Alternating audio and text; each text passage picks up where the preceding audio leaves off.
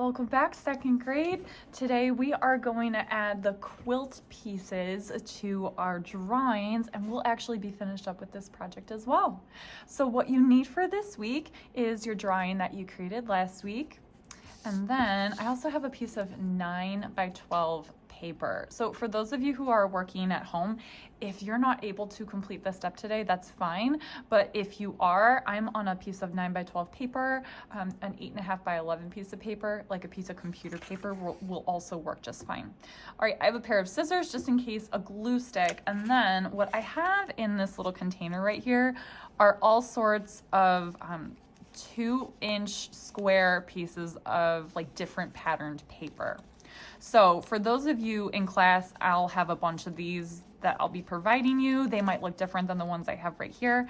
For those of you who are at home, you might have scrap paper that you can use. You might be able to cut up like a magazine. You might want to use construction paper. Any of those are fine. And like I said, those of you at home, if you're not able to do this part, that's okay. You can just submit your drawing.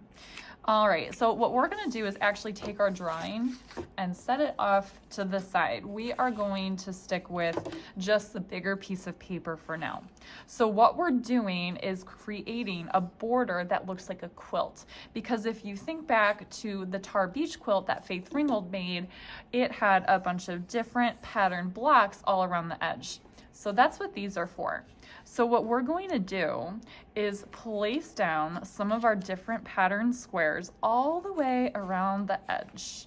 And I think it looks really cool, especially when you use a bunch of different ones, but I understand if you want to like create a pattern or something, that's totally up to you. I have scissors because this is a good example right here. I can see that I am not going to need this entire piece, so I'm gonna glue it down and then trim it right off. So you can use the scissors to kind of help trim pieces if they're going to go over the edge of the paper. So I'm going to go ahead and glue a border of these colorful squares all the way around my paper.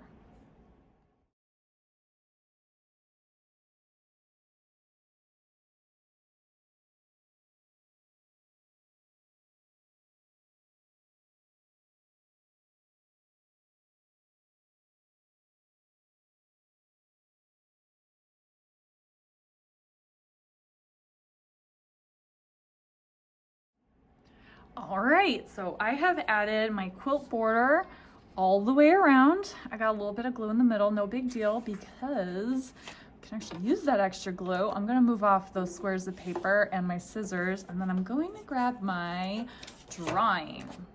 All right, so everyone, this is what we're gonna do. Your drawing, you're gonna stick right down in the middle of everything. It is going to overlap part of the squares, but that's okay. That's actually the point. That means that we have no funny white gaps or anything in there. So I am going to go ahead, flip this over. I'm actually going to move that off to the side for a second. I'm going to put glue all on the edges. I'm going to do a nice big cross in the middle. Let's do it in a couple directions to make sure that's really going to stay stuck on there. All right, and I'm gonna grab my quilt paper. We're gonna flip this, make sure it's close to center, and press it down. And then you have a beautiful quilted looking drawing, just like Faith Ringgold made. And you have a story of where you would fly if you could fly anywhere. All right, so make sure you turn this in. I'm super excited to see these amazing places that you would fly to. Nice work, everybody.